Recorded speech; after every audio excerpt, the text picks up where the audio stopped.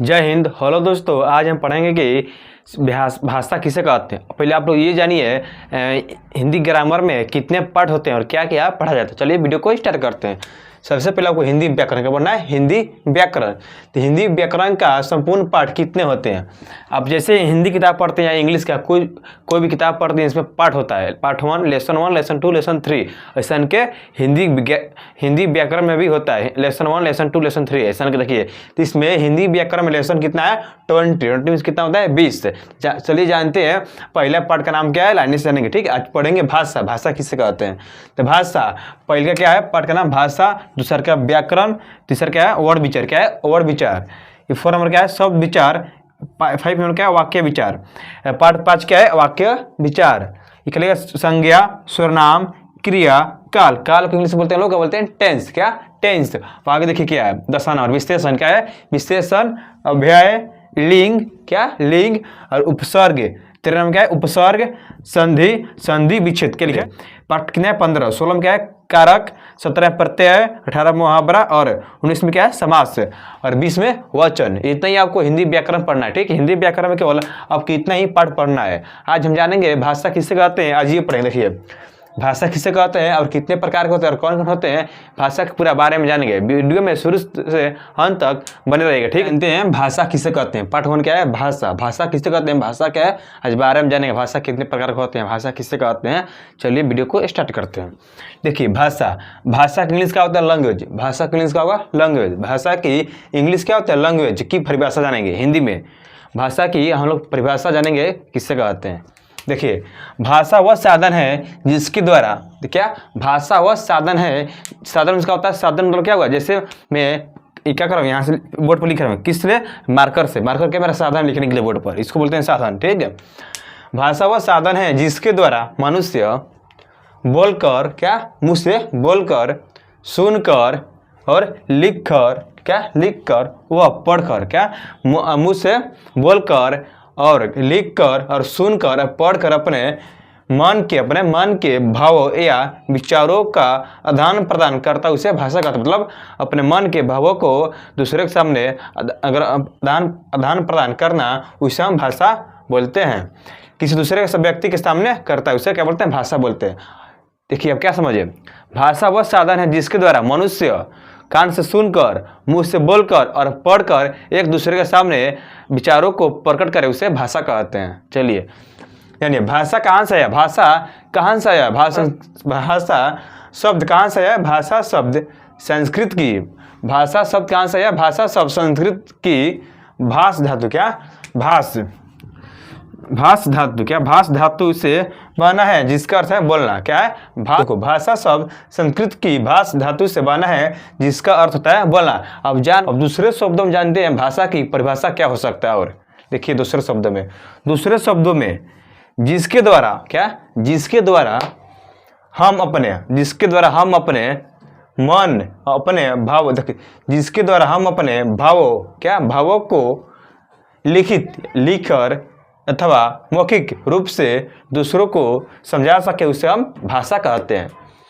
इसको फिर से देखिए, याद कीजिए जल्दी। देखिए जिसके द्वारा हम अपने भावों को, अपने मन के भावों को लिखकर अथवा मुंह से बोलकर मौखिक रूप से दूसरों को समझा सके उसे हम भाषा कहते हैं। चलिए जानते हैं भाषा की कितने प्रकार होते हैं, मतलब भाषा के कितने रूप होते हैं। भाषा के 2 रूप होते हैं, कौन कौन, लिखित और मौखिक। और एक होता है कौन सांकेतिक, इसको हम भाषा की श्रेणी में हम लोग नहीं रखते हैं। चलिए जानते हैं लिखित भाषा और मौखिक भाषा किससे कहते हैं। भाषा के रूप, क्या भाषा के रूप कितने होते हैं चलिए जानते हैं। भाषा के 2 रूप होते हैं, कौन कौन, लिखित और मौखिक भाषा। चलिए जानते हैं मौखिक भाषा किससे कहते हैं। मौखिक भाषा, भाषा का वह रूप, क्या भाषा का वह रूप जिसमें व्यक्ति अपने विचारों को बोलकर प्रकट करता, क्या प्रकट करता है और दूसरा व्यक्ति सुनने वाला दूसरा व्यक्ति सुनकर उसे समझता है उसे हम भाषा कहते हैं, उसे हम मौखिक भाषा कहते हैं। फिर से देखिए इसको, भाषा का वह रूप जिसमें व्यक्ति अपने विचारों को बोलकर प्रकट करता है और दूसरा व्यक्ति सुनकर उसे समझता है तो उससे मौखिक भाषा कहते हैं, तो उसे हम मौखिक भाषा कहते हैं। आप समझ गए? जैसे मैं बोल रहा हूँ, आप सुन रहे हैं, आप मेरे भाषा को समझ रहे हैं, तभी इस वीडियो को देख रहे हैं ना। इसको मौखिक भाषा बोलते हैं, जो मुंह से बोला जाता है उसे मौखिक भाषा बोलते हैं। जिसमें वक्ता बोलकर अपनी बात कहते हैं, जिसमें वक्ता बोलकर, वक्ता में क्या होता है, जिसमें वक्ता बोलकर अपने मन के विचारों को कहता है दूसरे के सामने। वक्ता में इसका होता है बोलने वाला, जो बोलता है उसको बोलते हैं वक्ता। क्या? वक्ता। जिसमें वक्ता बोलकर अपनी बात कहता है वह श्रोता। श्रोता में इसका होता है सुनने वाला। श्रोता जो सुनता है, श्रोता सुनकर उसकी बात समझता है, और श्रोता सुनकर उसकी बात को पूरा समझ जाए, उसे हम मौखिक भाषा कहते हैं। चलिए, जैसे हम जानिए वार्तालाप। जैसे आपस में हम लोग दोस्त बात करते हैं, उसका बोलते हैं, क्या बोलते हैं? लिख के बात करते हैं। आप लोग आपस में आप लोग लिख कर बात करते नहीं, मुंह से बोल कर बात करते हैं, उसको बोलते हैं मौखिक भाषा। क्या बोलते हैं? मौखिक भाषा। और टेलीफोन बातचीत करना, टेलीफोन पर बातचीत करना। क्या आप लोग टेलीफोन बातचीत करते हैं किसी से, या लिख कर बात करते हैं? लिख कर नहीं, मुंह से बोलकर, उसको बोलते हैं मौखिक भाषा। क्या बोलते हैं? मौखिक भाषा। अब देखिए भाषण और रेडियो। जो नेता भाषण करता है जाकर स्टेज पर, क्या लिख कर भाषण करता नहीं, मुंह से बोलता है, क्या है? मौखिक भाषा, उसको बोलेंगे मौखिक भाषा। और रेडियो सुनना आदि। जो भाषा के रूप होते हैं दो रूप। भाषा के दो रूप होते हैं, कौन कौन? लिखित और मौखिक। लिखित और मौखिक। लिखित भाषा किसे कहते हैं? जब व्यक्ति अपने विचारों को लिखकर प्रकट करता है, तो भाषा के इस रूप को लिखित भाषा कहते हैं। और समझिए, जो कि व्यक्ति अपने विचारों को लिखकर, अपने मन के विचारों को लिखकर प्रकट करता है किसी के सामने, उसको हम बोलते हैं लिखित भाषा कहते हैं। आप समझ गए? देखिए फिर से, जब व्यक्ति अपने विचारों को लिखकर प्रकट करता है, तो भाषा के इस रूप को लिखित भाषा कहते हैं। जैसे पत्र लिख रहे हैं, जैसे आप लोग कोई पत्र लिखता है, क्या मुंह से बोलते नहीं, पत्र पर, कापी पर लिखता है, उसे बोलते हैं पत्र लेख। अब देखिए समाचार पत्र। कि आप लोग समाचार पढ़ते हैं, पेपर पढ़ते हैं, तो पेपर में से कोई निकल कर आपको बोलता है, नहीं बोलता है। इसमें क्या है? पेपर, इस पर लिखा होता है, लिखित भाषा होता है। क्या है? लिखित भाषा है। हम लोग इसको पढ़ते हैं, क्या है? लिखित भाषा। और क्या? कहानी। जो आप लोग कहानी पढ़ते हैं, इंग्लिश चाहे हिंदी है, कोई पढ़ते हैं, इसमें क्या लिखा रहता है? मुझ को बोलता है नहीं, लिखा रहता है। क्या लिखा रहा है? उसको बोलते हैं लिखित भाषा। क्या बोलते हैं? लिखित भाषा। और लेख। और क्या? लेख है। अब जानते हैं एक और भाषा, तो कौन? सांकेतिक भाषा है। वो और कौन भाषा होता है? सांकेतिक भाषा। चलिए जानते हैं सांकेतिक भाषा किसे कहते हैं। लेकिन सांकेतिक भाषा को हम लोग भाषा की श्रेणी में क्यों नहीं रखते हैं, चलिए जानते भी जानेंगे। ठीक है, मैं बोला हूँ भाषा दो प्रकार का होता है। भाषा के कितने रूप होते हैं? दो रूप होते हैं। लेकिन अब सांकेतिक भाषा कहाँ से आ गया? लेकिन सांकेतिक भाषा को हम लोग भाषा की श्रेणी में नहीं रखते हैं, ये भी जानेंगे हम लोग भाषा को श्रेणी में क्यों नहीं रखते हैं। चलिए वीडियो को स्टार्ट करते हैं। सांकेतिक भाषा। भाषा का एक तीसरा भी रूप होता है। भाषा का एक तीसरा भी रूप होता है, जिसका नाम है सांकेतिक भाषा। जो कई बार हम चौराहे पर लाल बत्ती जलने पर रुक जाते हैं। देखिए, कई बार हम लोग जाते हैं रोड पर, चौराहे पर लाल बत्ती बरता है, तो हम लोग क्या करते हैं? रुक जाते हैं। आपसे कौन बोला रोकने के लिए? आपको पता है संकेत हुआ। क्या संकेत हुआ? लाल बत्ती बर के मतलब आप रुक जाइए। आपको पता है लाल बत्ती बरने का संकेत मतलब रुक जाना। क्या? रुकना। क्या? रुकना। तो कई बार हम चौराहे पर लाल बत्ती जलने पर रुक जाते हैं। अध्यापक के मुंह पर उंगली रखने पर बच्चे शांत हो जाते हैं।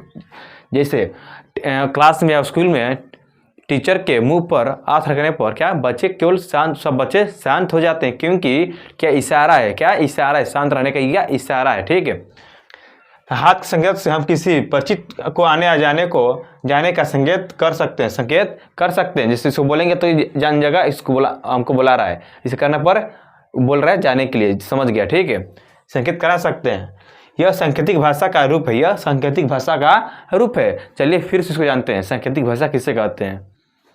कई बार हम चौराहे पर लाल बत्ती जलने पर रुक जाते हैं। अध्यापक के मुंह पर उंगली रखने पर बच्चे शांत हो जाते हैं। हाथ के संकेत से हम किसी परिचित जिसे हम जानते हैं, परिचित को आने या जाने का संकेत करा सकते हैं या संकेत करा सकते हैं।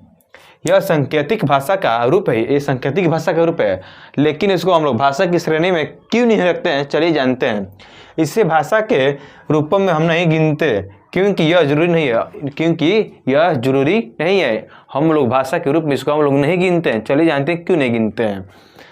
रूप में नहीं गिनते, क्योंकि यह जरूरी नहीं है कि संकेतकर्ता मतलब क्या हुआ, जो संकेत करता है, संकेतकर्ता मतलब क्या हुआ, जो संकेत करता है, संकेतकर्ता द्वारा किया गया इशारे का उद्देश्य देखने वाला हुबहू ग्रहण करे।